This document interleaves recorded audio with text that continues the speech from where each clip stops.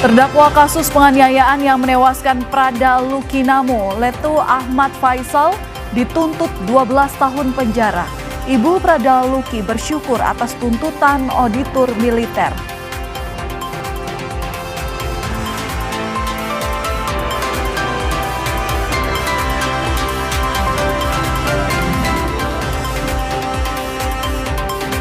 Kasus mobil pengantar MBG menabrak puluhan siswa SD di Jakarta Utara naik ke penyidikan.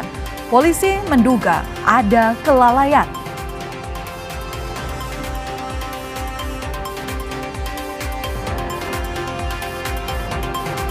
Atlet sepeda putra Indonesia Randy Ferreira berhasil menyabet medali emas SEA Games Thailand dari kategori cross country.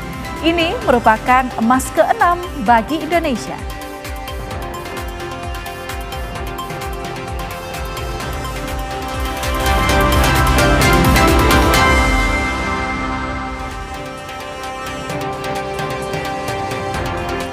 Halo saudara, selamat malam. Selamat datang di Kompas Malam. Selain 3 berita utama tadi, kami juga memiliki sejumlah informasi menarik lainnya yang patut Anda simak hari ini bersama saya, Valentina Sitorus. Informasi yang pertama, saudara, 12 korban tertabrak mobil pengantar MBG di SD Negeri 1 Kalibaru Cilincing masih dirawat di rumah sakit. 9 pasien di Rumah Sakit Umum Daerah Koja dan 3 pasien di RSUD Cilincing. Salah satu keluarga korban yang dirawat di RSUD Koja menjelaskan keponakannya menderita luka berat di bagian kepala. Pihak keluarga bilang korban sempat tak sadarkan diri dalam perjalanan ke rumah sakit usai tabrakan.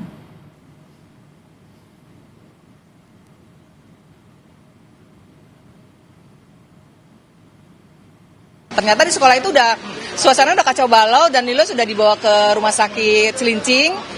Kita ke sana, di sana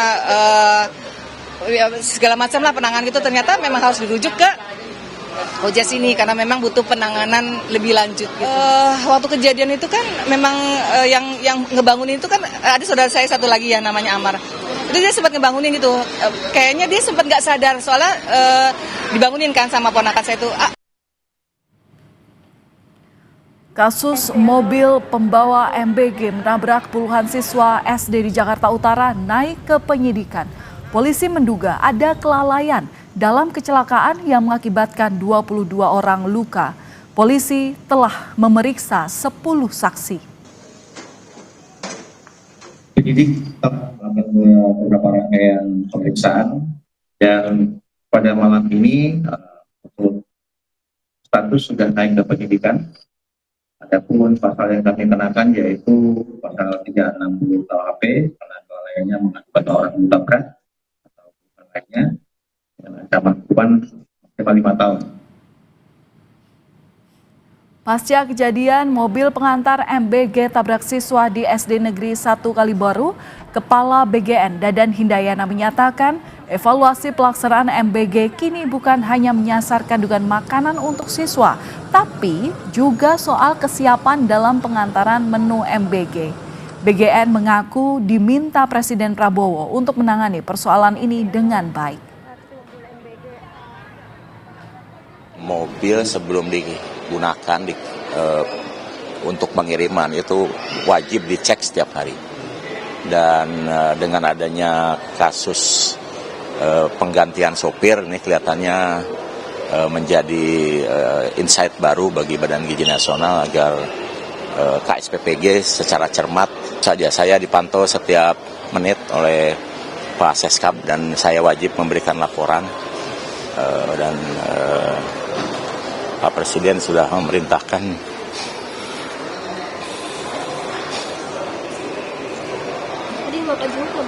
penanganan terbaiknya. Saudara, 9 korban dalam insiden mobil pengangkut MBG menabrak siswa dan guru di SD Negeri Kalibaru 1 dalam perawatan intensif di Rumah Sakit Umum Daerah Koja, Jakarta Utara. Sementara di proses hukumnya terkait insiden ini masih terus berjalan. Informasi selengkapnya kita tanyakan langsung dengan jurnalis Kompas TV, ada Niko Anggriawan dan Roy Ilman di RSUD Koja, serta ada Eril Wiranata dan Junaidi di Polres Jakarta Utara. Kita ke Niko terlebih dahulu di Rumah Sakit Umum Daerah Koja, Saudara. Niko, selamat malam. Bagaimana kondisi terhadap 9 korban yang kini dirawat di RSUD Koja?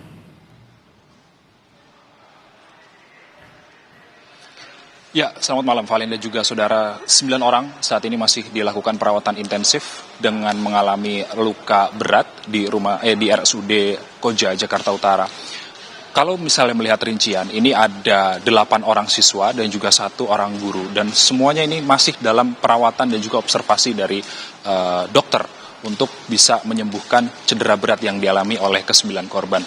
Hingga saat ini ada sekitar 22 korban terluka yang dirawat di 2 rumah sakit berbeda, Valen dan juga saudara. Di antaranya ini ada 3 orang yang saat ini masih dirawat jalan di Rumah Sakit Umum Daerah Cilincing, lalu kemudian ada 9 di RSUD Koja, Jakarta Utara, tempat saya melaporkan saat ini. Di RSUD Koja, Jakarta Utara sendiri sempat mendapatkan atensi, Valen dan juga saudara, dari beberapa tokoh. Di antaranya ini ada Wapres Gibran Rakabuming Raka, lalu kemudian ada Wakil Gubernur Rano Karno, dan kemudian ada Kepala Badan Gizi Nasional atau BGN, Dadan Hindayana. Dan ada beberapa statement, Valen dan juga saudara, berdasarkan dari Wakil Gubernur DKI Jakarta, Rano Karno ini menyatakan bahwa nantinya Pemprov DKI ini akan menanggung seluruh biaya perawatan korban hingga korban sembuh, baik itu mulai dari perawatan rumah sakit hingga perawatan setelah di rumah sakit. Lalu kemudian berdasarkan keterangan dari Kepala Badan Gizi Nasional, Dadan Hindayana, pada tadi sore ini menyatakan bahwa ini adalah kelalaian yang dilakukan oleh pihak SPPG, lalu kemudian Dadan akan memastikan seluruh proses perekrutan pegawai termasuk sopir di SPPG ini nantinya akan dievaluasi lebih lanjut. Dan juga meminta setiap kepala SPPG di seluruh daerah untuk nantinya melakukan pemutusan secara cermat untuk mengganti personil yang mengantar makan makanan bergizi gratis. Untuk sementara demikian, di Koja sendiri, di RSUD Koja sendiri, Valen dan juga saudara, ada posko pelayanan terpadu untuk nantinya bisa mengomunikasikan kondisi korban kepada keluarga dari pihak rumah sakit. Valen. Baik, dari RSUD Koja, selanjutnya kita ke Polres Metro Jakarta Utara, ada Eril Wiranata di sana. Eril, polisi bilang kasus ini sudah naik ke tahap penyidikan. Nah, kapan penetapan tersangkanya?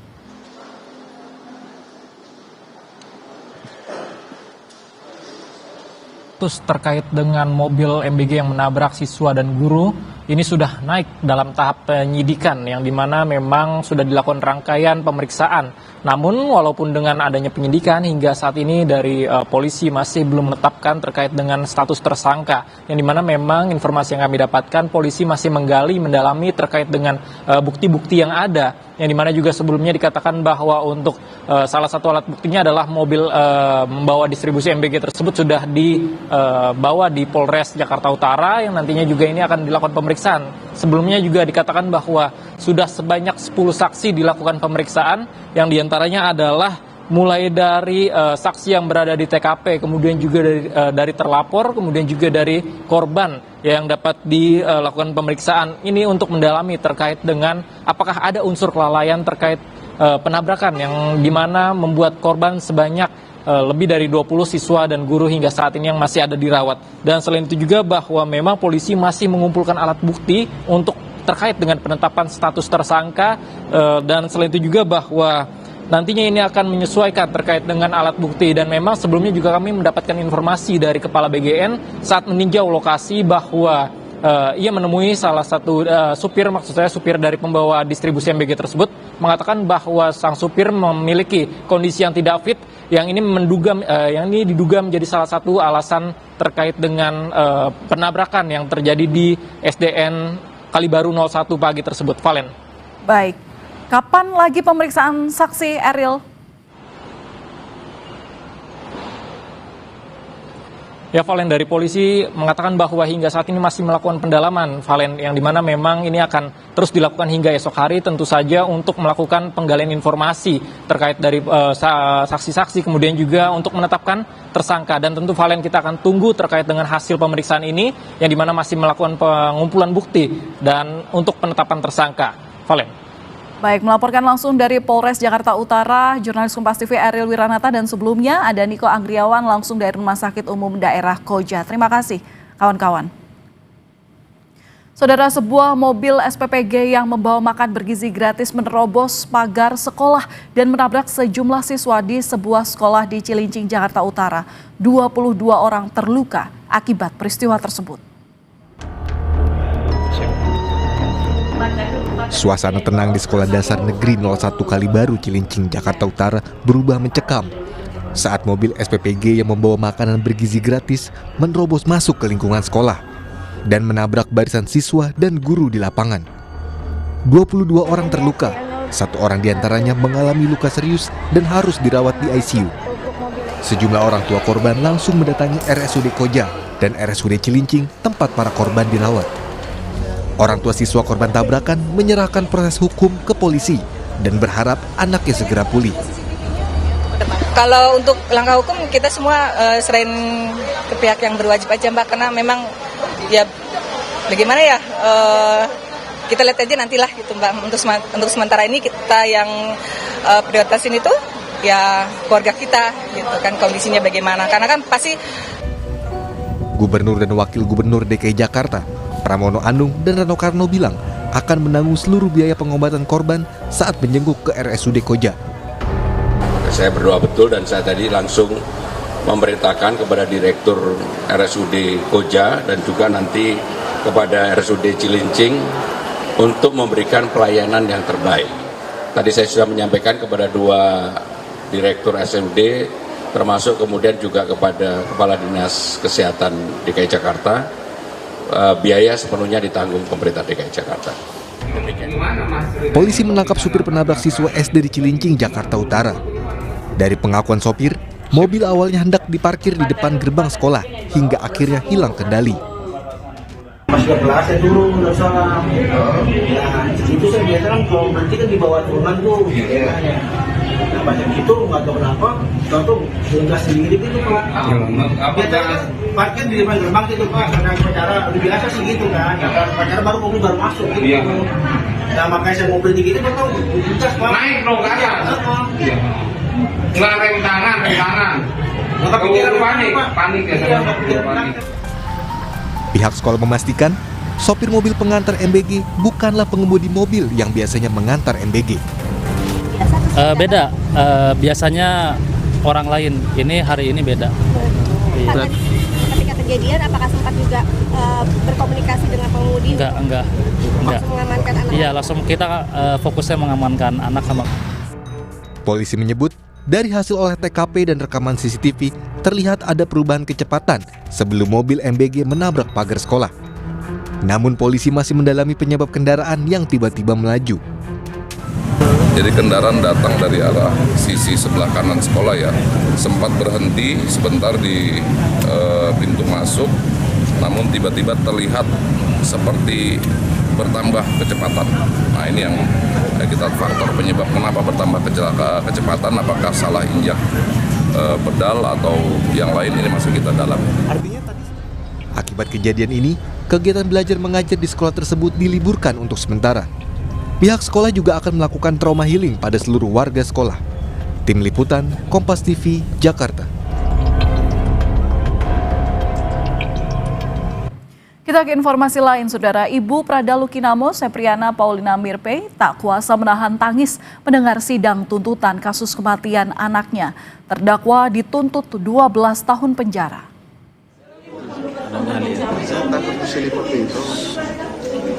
Terdakwa kasus penganiayaan yang menewaskan Prada Luki, Komandan Kompi A di Yon TP 834 Wakangamere, Nagekeo, Letu Ahmad Faisal, juga dapat hukuman tambahan pemecatan dari dinas militer.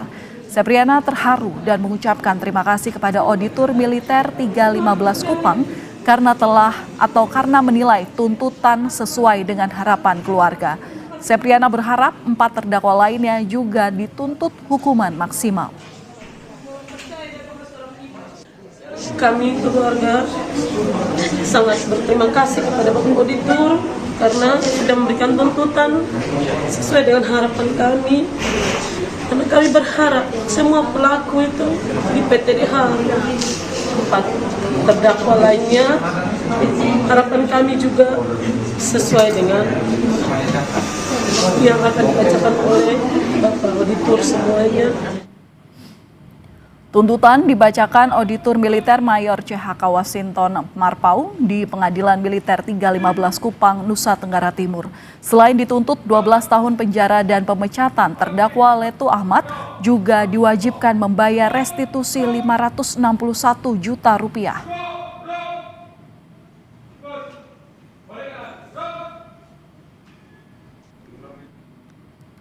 Saudara, polisi menetapkan Direktur Utama Teradron Indonesia sebagai tersangka usai insiden kebakaran gedung yang menewaskan 22 karyawannya di Kemayoran, Jakarta Pusat. Polisi menetapkan Dirut Teradron sebagai tersangka berdasarkan 2 alat bukti permulaan yang cukup. Polisi mengungkap adanya kemungkinan tersangka lain dalam peristiwa kebakaran yang terjadi pada Selasa lalu. Untuk Direktur Utama dari Teradron sudah kami amankan semalam berdasarkan 2 alat bukti permulaan yang cukup dan keyakinan penyidik. Jadi kami tingkatkan statusnya menjadi tersangka dan sudah kami terbitkan surat perintah penangkapan. Pihak Teradron menyerahkan proses hukum yang tengah berjalan sepenuhnya ke polisi. Ucapan bela sungkawa juga diberikan pada keluarga korban tewas dalam insiden kebakaran gedung Teradron di Kemayoran. Turut berduka cita yang besar-besarnya untuk keluarga kita. Dalam proses pemeriksaan, ya, maksudnya nanti kita lihat, ya, kita ikuti. 2 minggu pasca banjir dan longsor, pasokan listrik di sejumlah wilayah di Aceh belum kembali normal. Informasi selengkapnya usai jeda.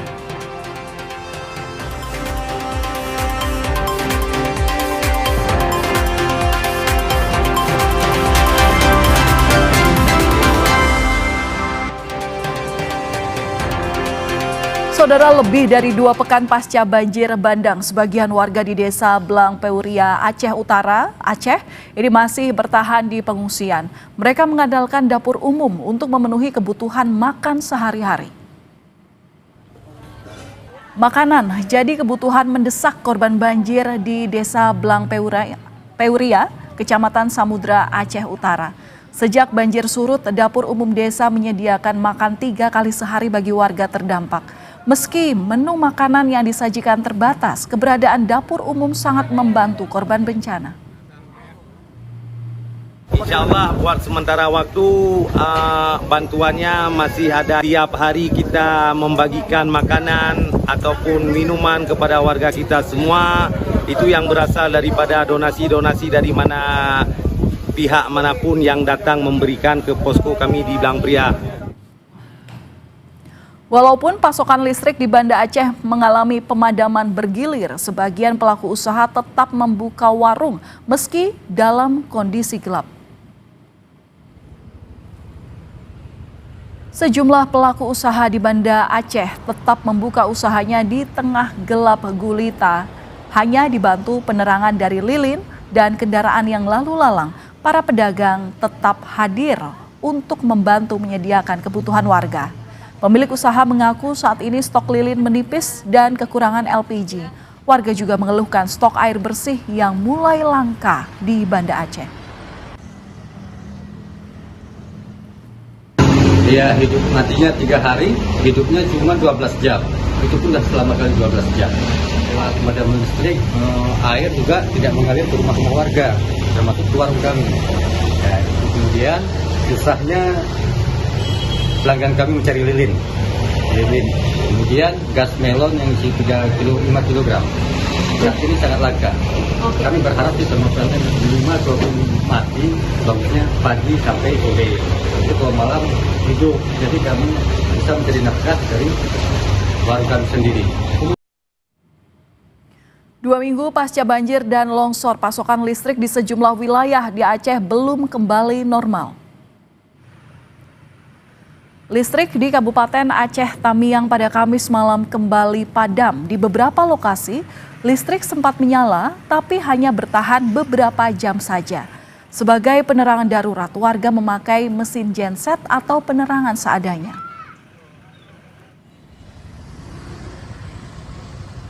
Malam tanpa listrik juga harus dirasakan warga korban bencana di Desa Blangpeuria, Aceh Utara. Listrik kembali padam pada Kamis malam meski sempat menyala pada Rabu sore. Warga berbondong-bondong ke sejumlah warung kopi dan SPBU yang memiliki genset untuk bisa mengisi daya baterai ponsel hingga mengakses internet.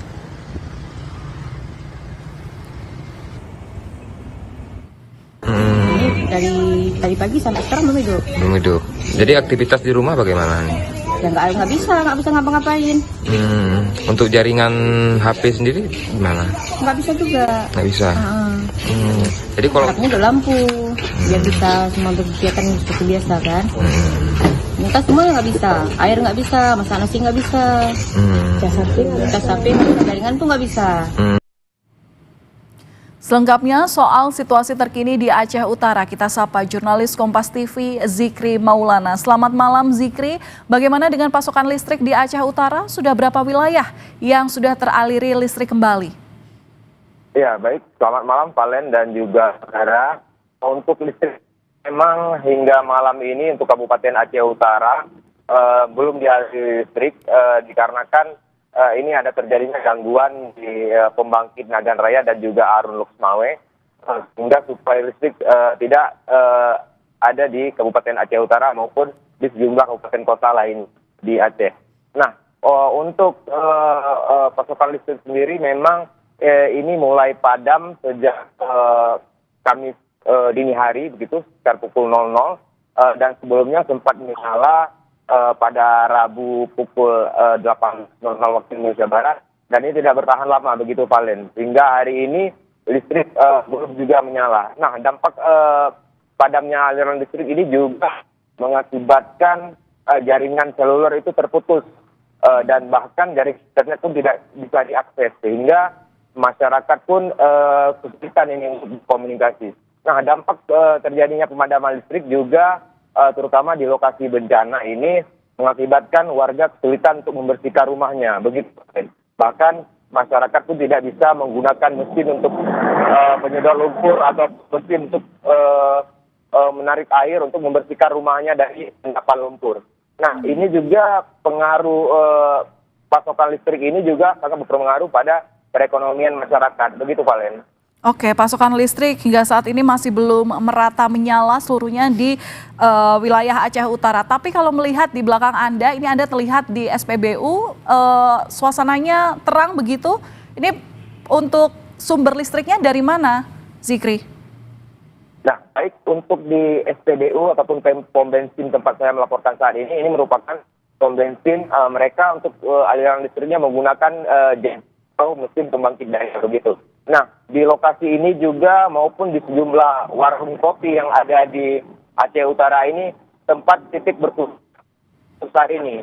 Masyarakat di situ bisa menggunakan pengisi daya untuk pengisi daya handphone seluler dan juga bisa mengakses internet di sejumlah warung kopi maupun SPBU yang memiliki genset. Begitu, Valen. Nah, untuk memang kondisi ini sangat memilukan dikarenakan banyak masyarakat yang dampak banjir masih terus melakukan pembersihan ini sangat menjadi kesulitan dan masyarakat pun sangat berharap agar kondisi listrikan di Aceh segera pulih, Valen.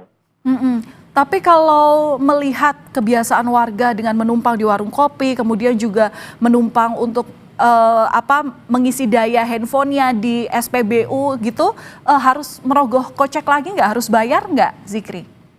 Nah, memang ini menjadi kesulitan bagi warga sendiri dikarenakan warga yang terdampak banjir, mereka pemasukan tidak ada, belum bisa beraktivitas secara normal. Ini pun menjadi hal pilu bagi masyarakat dikarenakan mereka harus merogoh kocek, sementara penghasilan tidak ada.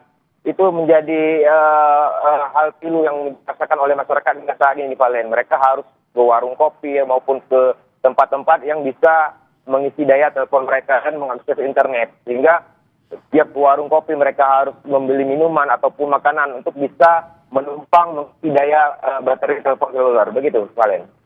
Ya, untuk memenuhi kebutuhan utamanya saja hingga saat ini mereka harus mengeluarkan uang yang ekstra. Terakhir, Zikri, soal pelayanan terhadap warga, terutama bagi mereka yang masih di lokasi pengungsian, terutama dalam aliran listriknya. Nah, itu bagaimana? Nah, untuk pelayanan masyarakat memang di posko-posko pengungsian, jumlah posko pengungsian di Aceh Utara yang sebelumnya sempat kami pantau, memang mereka di posko pengungsian tinggal dengan kondisi gelap. Bahkan mereka hanya bisa menerangi waktu mereka di pengungsian itu hanya menggunakan lilin. Begitu, Valen. Nah, ini memang sangat menjadi perhatian untuk banyak warga, dikarenakan memang kebutuhan saat ini yaitu aliran listrik dan juga jaringan telepon seluler agar mereka bisa mengakses komunikasi, Valen. Baik, terima kasih atas laporan Anda, jurnalis Kompas TV Zikri Maulana langsung dari Aceh Utara. Jaga kesehatan selalu, Zikri. Salam dari Jakarta untukmu selalu. Saudara, pasca banjir dan longsor di Batang Toru, Tapanuli Selatan, 251 jiwa bertahan di pengungsian. Tak hanya bantuan makanan, para pengungsi juga butuh selimut. Posko pengungsian di Batang Toru kini dihuni 251 warga terdampak bencana. Warga berharap bantuan tidak hanya berupa makanan serta tempat yang layak, tapi juga selimut yang dapat menghangatkan tubuh saat malam hari. Apalagi di antara warga yang mengungsi adalah anak-anak. Di sini kami membutuhkan itu bang, tempat tinggal yang layak lah bang, yang nggak masuk udara angin malam itu bang. Kayak, dingin. Iya dingin bang. Satu juga kayak selimut itu ada sih bang, tapi cuman nggak mencukupi untuk semua. Artinya kurang bang. Air bersih seperti apa? Apa? Air bersih? Air bersih ada bang. Ada bantuan air bersih datang tiap hari bang. Oke, siap bang. Kami akan kembali usai jeda. Sepasang suami istri menjadi relawan medis menembus jalur terputus demi membantu para korban di lokasi yang masih terisolasi.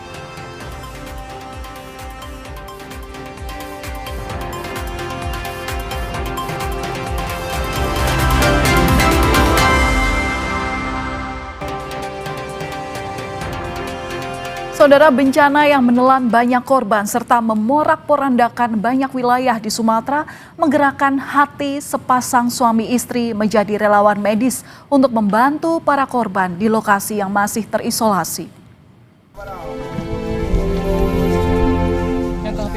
Para relawan termasuk tenaga medis memantapkan langkah kaki menaiki perahu menuju salah satu dusun yang masih terisolasi akibat banjir dan longsor di Desa Lubuk Pusaka, Langkahan, Aceh Utara. Setelah menyusuri sungai menggunakan perahu, para relawan masih harus berjalan kaki dengan waktu tempuh berjam-jam lamanya hingga sampai di lokasi pengungsian.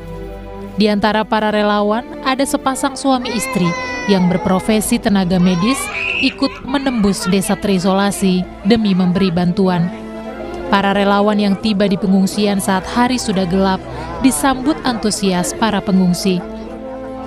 Tergerak hati kami, saudara kita di sini melakukan pengobatan. Jadi kita pengobatannya hari ini, insya Allah tidak cuma kasih obat. Kalau ada saudara kita di sini yang kenapa? Ya betul. Di sini kita siap melayani pembersihan luka. Bencana di Sumatera menggerakkan hati para relawan, melahirkan kepedulian, menolong para penyintas bencana. Medan yang terjal tak menyurutkan tekad membawa bantuan yang diperlukan korban bencana. Zikri Maulana, Kompas TV Aceh Utara, Aceh. Saudara, perjuangan tenaga medis hingga berhasil menembus lokasi terisolir di Aceh. Kita akan berbincang bersama relawan medis pasangan suami istri. Ada dokter Ibu Nelly Sayanti dan juga seorang perawat. Ada Bapak Muhibudin. Selamat malam Bapak Ibu, apa kabar? Selamat malam. Alhamdulillah sehat. Alhamdulillah sehat. Kami turut senang mendengarnya dan terima kasih sudah memberikan cerita inspiratif kepada kami. Penolongan yang tiada gentar dalam menyelamatkan nyawa manusia di saat Bapak Ibu sendiri juga merupakan keluarga yang menjadi korban bencana. Sebelum kita bicara soal bagaimana cerita untuk bisa menembus ke lokasi yang terisolasi, Pak Bu, mungkin saya bisa diberikan informasi. Masyarakat juga penasaran apa yang menjadi latar belakang tekad untuk berusaha menembus tempat yang terisolasi, menyembuhkan warga di sana.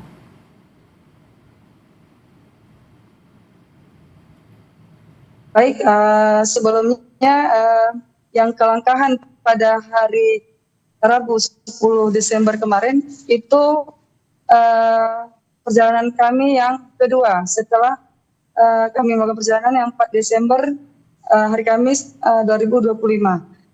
Jadi untuk perjalanan yang kedua ini kelangkahan memang udah rencana setelah perjalanan pertama kemarin. Karena ada titik-titik lokasi yang pada saat perjalanan pertama belum bisa kami tempuh, belum akses ke sana dengan jalan yang penuh rintangan dan waktu tempuhnya pun sangat jauh. Selanjutnya keadaan setelah malam itu kami tidak bisa melakukan lagi ke titik lokasi yang baru bisa kami lakukan hari Rabu kemarin ke desa Lubuk Pusaka, Dusun Bidari, Sarah Raja dan Tanah Merah. Jadi kami ingin dari hati ya, hati kami yang paling dalam ingin membantu warga di sana yang memang sangat membutuhkan dari segi medisnya, pengobatan dan juga untuk logistiknya seperti beras dan pakaian serta mungkin untuk bisa dari misalnya dari sandal-sandal yang belum ada di sana tersedia. Ibu, ini kan kalau melihat situasi atau medan tempat Ibu datangi di gambar Kompas TV ini juga terlihat jalanan rusak, jembatan putus, kemudian masalah listrik mati. Ini kok bisa kuat begitu Bu untuk menembus medan seperti ini? Boleh saya tambahkan sedikit? Boleh. Setelah berembuk kami sebenarnya semua ini berawal dari Kecamatan Simpang Kerawat yang notabene satu kabupaten dengan Langkahan. Jadi seperti dikatakan tadi tanggal 4 yang untuk kunjungan pertama, kunjungan kedua kami tanggal 10 kemarin, tekad kami karena mendengar di beberapa dusun di desa Langkahan yang sama sekali belum jadi kesepakatan dari anggota KPA Simpang Keramat termasuk Pangraja dan beberapa kawan lainnya.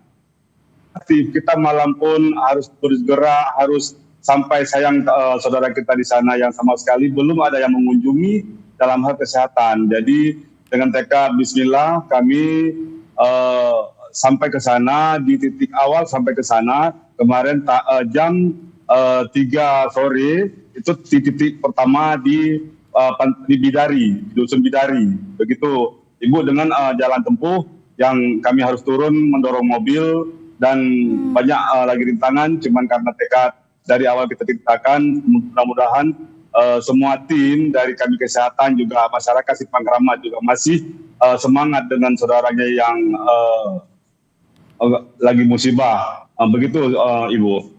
Iya, tapi Bapak Ibu kan juga punya keluarga di rumah. Ini berarti kan mereka harus ditinggalkan dengan waktu yang lama. Padahal Bapak Ibu juga dikatakan di sini sebagai korban. Bagaimana ini Pak untuk membagi waktu dengan fokus terhadap keluarga, sementara juga fokus terhadap profesi dengan pergerakan hati menyembuhkan mereka? Ya, memang ya di keadaan yang seperti ini, memang kita harus ada pilihan. Memang sangat sulit ya, maksudnya pilihan untuk dengan keluarga dan pilihan untuk profesi. Jadi pada saat ini mungkin kami lebih prioritaskan ke profesi kami. Memang iya yang harus kami tinggalkan orang tua, anak-anak dengan waktu yang begitu lama. Tapi apapun keadaannya, kami memang sudah tekad berniat tim medis dan warga Kecamatan Simpang Kramat ingin membantu masyarakat yang ada di Kecamatan Langkahan karena keadaan mereka lebih parah dari kami yang di Kecamatan Simpang Kramat. Kalau yang di Kecamatan Simpang Kramat memang ada dampak banjir untuk beberapa desa, tapi tidak merusak bangunan seperti bangunan rumah. Kalau di Kecamatan Simpang Kramat hanya terendam banjir dan alhamdulillah sudah teratasi. Pengungsinya sudah balik ke rumah. Tapi kalau misalnya di Kecamatan Langkahan memang sama sekali bangunan rumahnya hancur, tidak ada lagi tempat tinggal. Dari situlah kami bertekad dari tim medis Kecamatan Simpang Kramat yang didukung oleh KPA Simpang Kramat, Pangraja, dan Dewan dari Kecamatan Simpang Kramat dari Partai Aceh, Bapak Muhammad Romi. Kami bergerak dengan niat yang ikhlas, lillahi ta'ala, untuk membantu warga di Kecamatan Langkahan. Jadi kami harus memilih di sini walaupun sangat sulit, tapi tetap harus ada yang kita prioritaskan. Ya, dan terima kasih. Saat ini kami prioritaskan untuk profesi kami.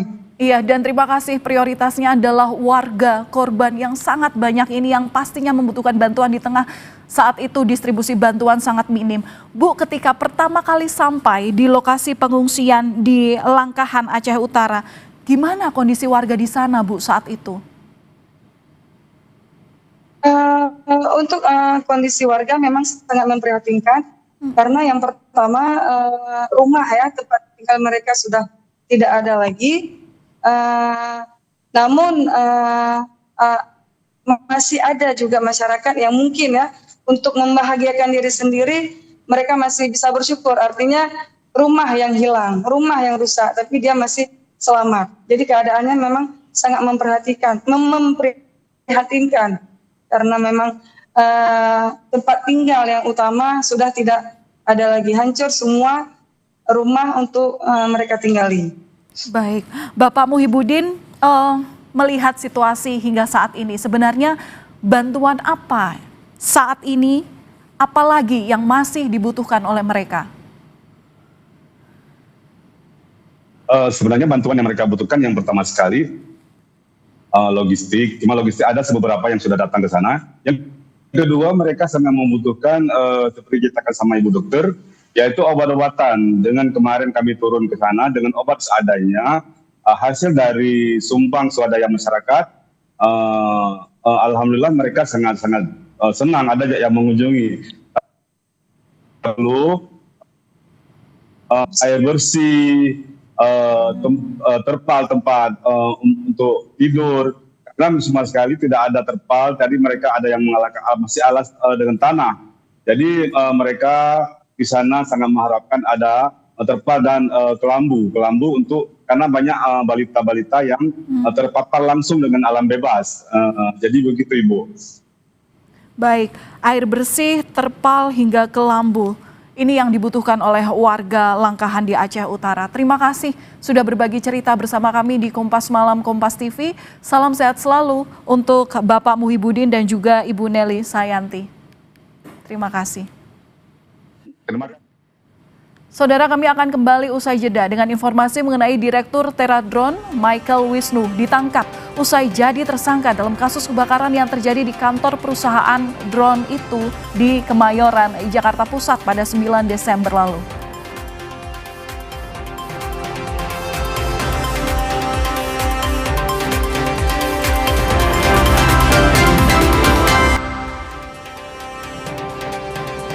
Saudara, jenazah Yoga Valdi Yaser, korban kebakaran gedung Teradron Kemayoran, Jakarta Pusat, dimakamkan di TPU Metro Pusat Lampung pada Kamis pagi. Pihak keluarga sempat berharap pemuda 28 tahun itu selamat meski ponselnya tidak bisa dihubungi setelah kebakaran hebat melanda gedung pada Selasa. Yoga merupakan satu dari 22 korban meninggal dalam tragedi kebakaran gedung Teradron. Itu kayak mimpi aja loh kejadiannya, nggak ada tanda-tanda apa-apa, nggak ada. Terus saya memberi kabar dengan adanya musibah ini? Dari keluarga. Apa kata dari keluarganya? Ya artinya ada kejadian di tempat yoga, begini. Nah, tetapi keluarga juga masih menutupi gitu. Tetapi dengan ada harapan, jadi itu masih ada harapan. Nah sampai di sana ya sebelum sampai itu udah ada yang ngasih tahu.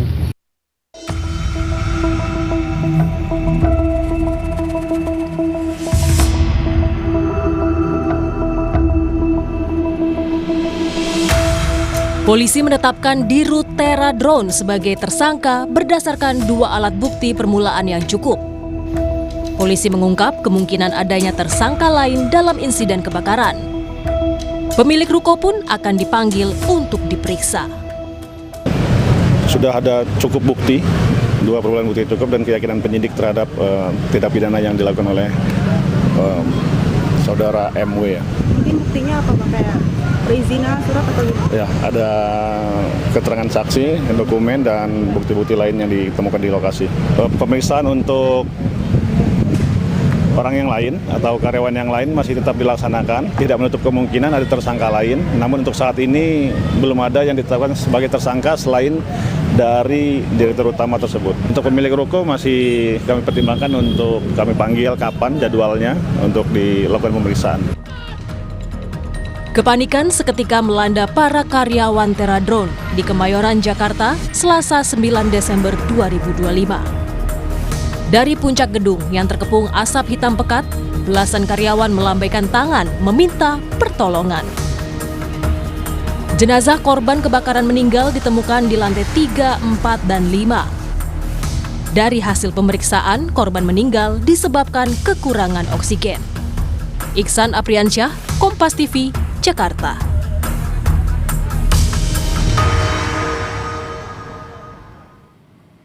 Saudara, sebanyak 15 rumah kontrakan di Kutai Kartanegara ludes dilalap api pada Kamis siang. 3 balita ditemukan tewas akibat terjebak di kamar mandi.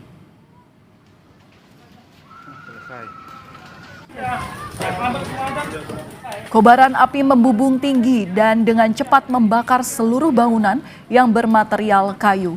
Warga yang panik sempat mencoba melakukan pemadaman dengan alat seadanya. Namun, kencangnya angin membuat api makin membesar. 3 balita meninggal terjebak dalam kebakaran. Jenazah korban dibawa ke puskesmas terdekat, di mana petugas hingga kini masih menyelidiki penyebab kebakaran. Untuk korban sendiri berjumlah 3 orang, anak berumur 1 tahun, 3 tahun, dan 5 tahun. Saudara ini? Itu saudara semua. Ditemukan di Rumah dalam WC. semuanya tiga-tiga? Semuanya tiga-tiga. Korban dibawa kemana? Untuk sementara ini korban dibawa di puskesmas untuk dilakukan mungkin otopsi. 2 orang dikeroyok memicu bentrokan yang berujung perusakan dan pembakaran belasan kios pedagang di Kalibata, Jakarta Selatan. Polisi menyebut 1 orang meninggal dan 1 luka berat akibat pengeroyokan antar 2 kelompok di Kalibata, Jakarta. Sejumlah warung hingga sepeda motor milik warga hangus terbakar. Polisi melakukan olah tempat kejadian perkara pengamanan. Sementara pelaku penganiayaan serta pembakaran kios pedagang kini tengah diburu polisi. Bang, itu dijebol aja bang, bisa nggak tuh ya? Itu kan ada 2 orang yang dikeroyok, yang dipukul, dan dianiaya berawal dari informasinya ada sepeda motor yang diambil, kan seperti itu. Jadi akibat dari pengeroyokan itu yang menyebabkan 1 meninggal dunia dan 1 luka berat itu, tiba-tiba ada sekelompok massa yang datang setelah maghrib itu datang langsung merusak karena dikeroyoknya di TKP di sini. Makanya ini jadi akhirnya di sini sasaran daripada kelompok massa itu. Saudara, atlet sepeda putra Indonesia Randy Farera menyabet medali emas SEA Games Thailand dari kategori cross country. Ini emas ke-6 bagi Indonesia. Informasi selengkapnya hanya di Kompas Malam sesaat lagi.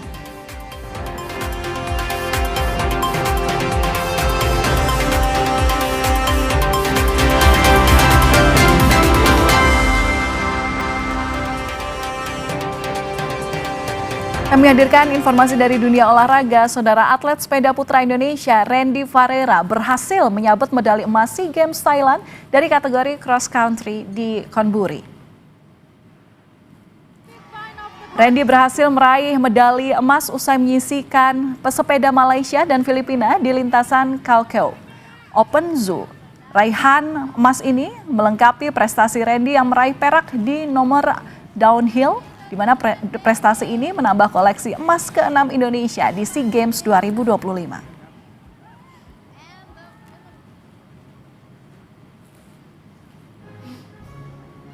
Kami ingatkan untuk selalu penuhi kebutuhan hidrasi Anda sepanjang hari dengan air mineral yang pasti sejuknya. Kami tutup Kompas Malam sampai di sini. Saya Valentina Sitorus pamit, sampai jumpa.